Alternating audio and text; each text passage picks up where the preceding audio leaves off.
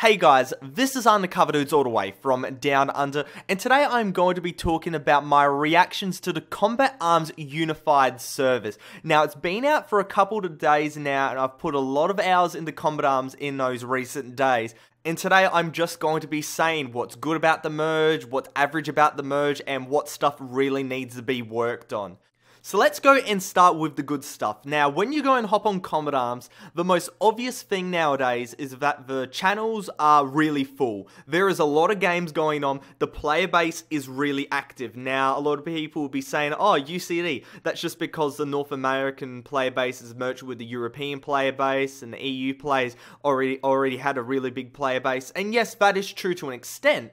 But I believe the player base has actually gone and increased quite a lot as well. There's a lot of new players to the game, and I'm going to tell you my reasoning why.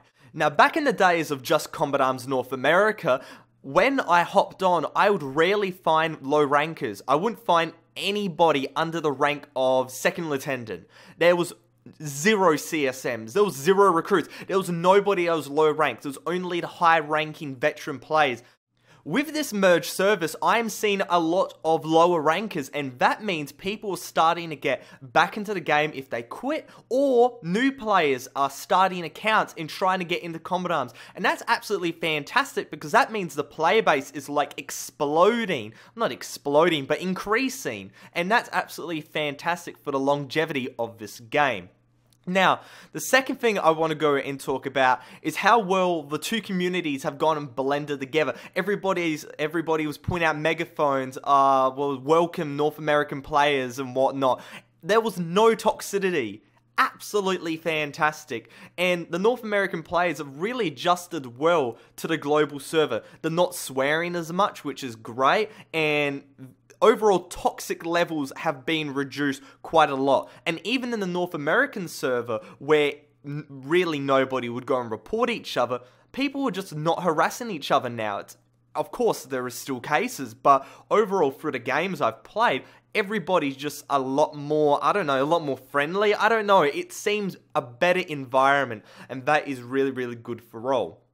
Another small little point I want to go and take a little bit of notice to is the diversity of modes and maps that are being played. It's not just always oil rig when you go on the global server, because that's how it was in North America back in the day, like 5 days ago. It was always oil rig, death room. But it's a bit more variety now. I'm seeing some other maps around. I played a Cold Seed map a couple days ago.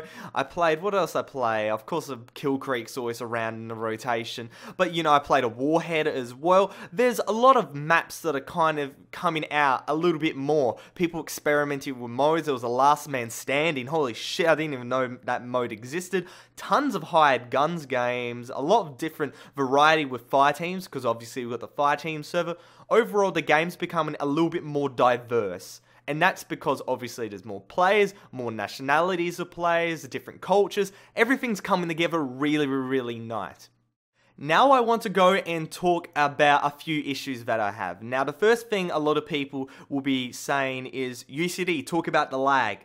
And I understand what you mean, but it's not an issue.